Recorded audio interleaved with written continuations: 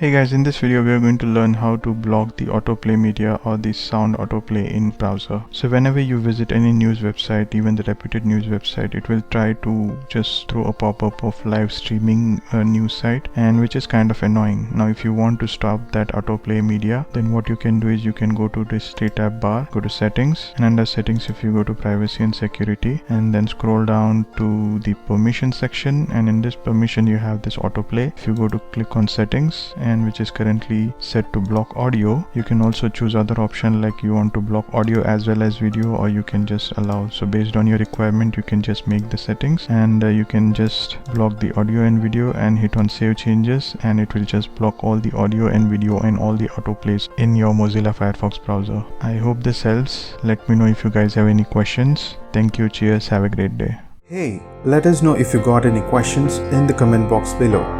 Thank you.